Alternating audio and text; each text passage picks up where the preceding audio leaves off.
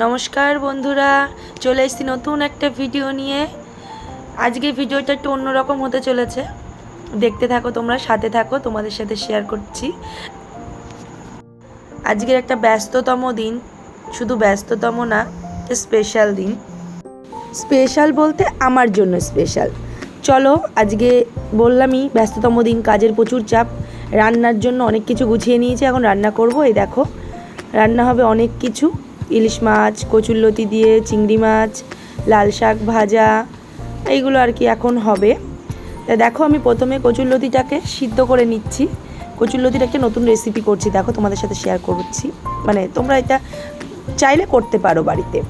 আর ইলিশ মাছটাকে তো মানে সচরাচর অনেকেই এরকমভাবে করে, আমিও এইভাবেই করি, এইভাবে আমার বেশি টেস্টি লাগে। আর একটু জিরে আর সর্ষে একসাথে বেটে নিয়েছি, আর লবণ আর হলুদ দিয়ে সব কিছু একসাথে মাখিয়ে নিয়ে একটু সামান্য জল দিয়ে ইলিশ মাছটাকে রেডি করে রেখে কড়াইতে তেল গরম করে তাতে কালো জিরে সম্বারা দিয়ে মাছটা দিয়ে দিয়েছি, আর 4-5টা কাঁচা লঙ্কা চিরে ঢেকে দিলাম। বাস, ইলিশ মাছের কিন্তু আর কিছুই করণীয় নেই। এবার দেখো, আমার কচুরলতিটাও সিদ্ধ হয়ে গেছে। আর কচুরলতির মধ্যে আমি পেঁয়াজ কুচি, আদা কুচি আর লঙ্কা কুচি, আর যে ওই যে তোমাদের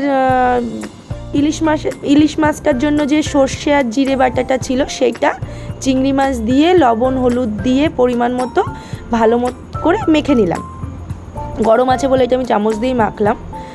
তারপরে আমি কড়াইতে একটু তেল গরম করে তার মধ্যে কালো জিরে সম্বারা দিয়ে আমি রসুন আর লঙ্কাটাকে একটু মিক্সারে হালকা আধা বাটা করে নিয়েছি, সেইটাকে একটু কষিয়ে নিচ্ছি যাতে রসুনের কাঁচা গন্ধটা না আসে।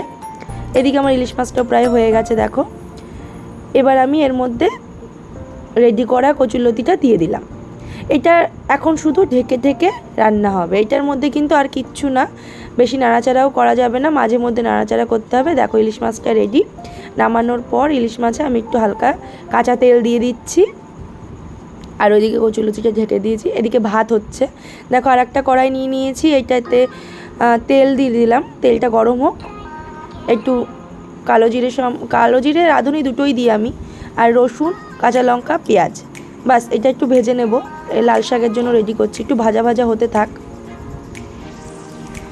একটু লবণ হলুদও দিয়ে দিলাম যাতে পেঁয়াজটা ভাজা হতে থাকে, এটা ভাজা হতে থাক। ওইদিকে দেখো, মনা এদিকে মিঠুকে নিয়ে এমনভাবে শুয়ে আছে, মানে কেউ বলবে দেখো দিব্যি শুয়ে আছে। এদিকে আমি আবার চলে এসেছি রান্নাঘরে, এইটা ভাজা হয়ে গেছে, আমি লাল শাকটা দিয়ে দিলাম, তার সাথে লবণ হলুদ দিয়ে এটাকে নেড়ে চেড়ে একটু নাড়াচাড়া হলে ঢেকে দিলাম। এইদিকে দেখো, কচুরলতিটা এতক্ষণ কিন্তু আমি নাড়াচাড়া করিনি। এবার আমি এটাকে একটু উল্টে দেব, কারণ এটা যত কম নাড়বে তত ভালো, পাতুরি টাইপ যেরকম হয় না সেরকম ঢেকে ঢেকে করতে হবে। ব্যাস, আবার ঢেকে দিলাম। ওদিকে ভাই চলে এসছে, দেখো মিঠু আর নড়বে না, ব্যাস ও মিঠুকে ছাড়বে না, এইভাবেই মিঠুকে নিয়ে ও শুয়ে থাকবে। কেউ বলবে একটা পাখি নিয়ে রয়েছে, মনে হচ্ছে কোন বাচ্চাটাকে নিয়ে খেলছে নাকি পুতুল নিয়ে খেলছে। মা ও একটু আদর করে দিল ওদেরকে।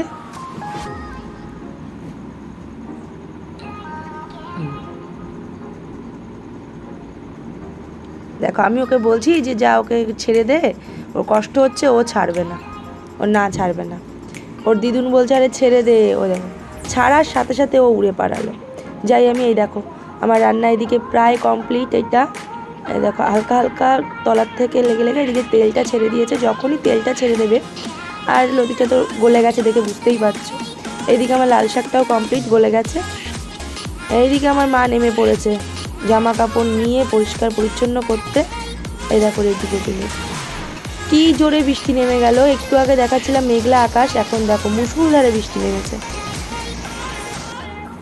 আমি স্নান করে চলে এসেছি, এখন আমি যাব মন্দিরে পুজো দিতে যাব একটু। মা এদিকে যেহেতু কাজ করছে, আমি যাই মন্দিরে পুজোটাও করে আসি।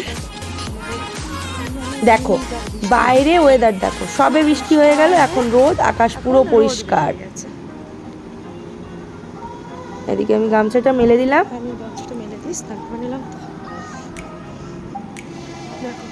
দেখো, কেউ বলবে এত জোরে বৃষ্টি হয়ে গেল?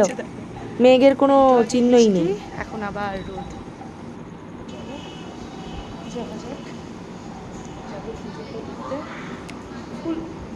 যাওয়া যাক। আমি ফুল খুঁজে পাচ্ছিলাম না, এদিকে বুবুন ফুল নিয়ে অটোমেটিক নিচে নেমে যাচ্ছে।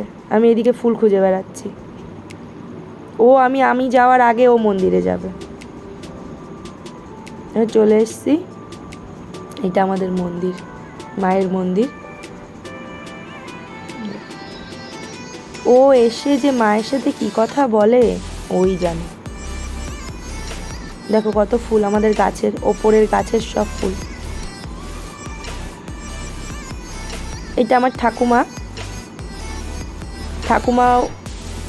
এখন তুলসী গাছে জল দিচ্ছিল। আগে এই মন্দিরে ঠাকুমাই পুজো করতো, এখন ঠাকুমার বয়স হয়ে গেছে, বেশিক্ষণ বসে থাকতে পারে না, তাই ঠাকুমা আর পুজো করে না, এখন আমরা করি। মা করে, আমি থাকলে আমি করি। দেখো ফুল সাজানো হয়ে গেছে আমার, এখন জল মিষ্টি দেব। আজকে প্রসাদে মিষ্টি দিইনি, পেয়ারা দিয়েছি, যাই হোক। এইদিকে তুলসী গাছে জল দিয়ে নিচ্ছি। আমি আবার স্নান করে তুলসী গাছে জল দিয়ে, পুজো না দিলেও এটা করে থাকি আমি।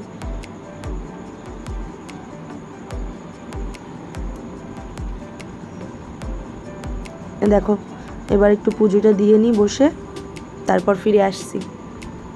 এই ফুলটা রেখে দিলাম রাতের জন্য। পুজো হয়ে গেছে আমার, এখন পরিষ্কার করে নিচ্ছি ঠাকুরের সামনে, ঠাকুরের এঁঠো জায়গাটা মুছে নিচ্ছি।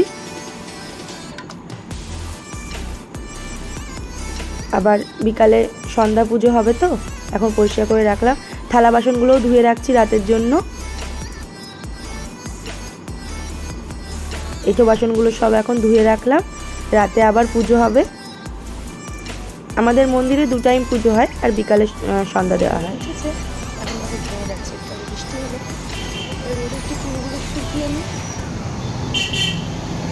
নাহলে তো একটা ড্যাম গন্ধ হয়ে যাবে। এমনি এই ওয়েদারে প্রচণ্ড চুল ওঠে, চুলে একটা ভ্যাপসাই গন্ধ হয়ে যায়। তাই যাই হোক, রোদে ভালো করে চুলটা শুকিয়ে নিই, যাতে চুলগুলো। দেখো কেন বললাম যে আজকের দিনটা স্পেশাল, কারণ তোমাদের দাদাভাই এসছে আমাকে নিতে। আমি কোয়ার্টারেই ছিলাম, কিছুদিনের জন্য বাড়িতে এসেছিলাম, আমি বাড়িতে ছিলাম, এখন ও আবার আসলো আমায় নিতে। দেখো কী কী নিয়ে এসছে, লাড্ডু, মিষ্টি, 2 রকমের কালাকাত, কীরকম যাই হোক একটা অন্যরকম। মিয়ামোড় থেকে এগুলো এনেছে মেয়ের জন্য, ভাইয়ের জন্য। ওরা তো এসেই বসে পড়েছে খেতে। এইদিকে খাওয়া দাওয়া করে আমি আর মা বেরিয়ে পড়েছি 3:30 4টের দিকে। একটু চোখের ডাক্তার দেখাতে যাব। চোখের পাওয়ারটা মনে হচ্ছে বেড়েছে, চশমাটা ভেঙে গেছে আমার, তাই জন্য আবার করে ডাক্তারটা দেখিয়ে পাওয়ারটা টেস্ট করে চশমাটা নেব। এই দেখো চলে এসেছি ডাক্তারের দোকানে, হয়ে গেছে। এইদিকে রাত্রে আবার আমি আর তোমার দাদাভাই একটু বেরিয়ে পড়েছি, ওইদিকে যাব, শ্বশুরবাড়িতেও যাব।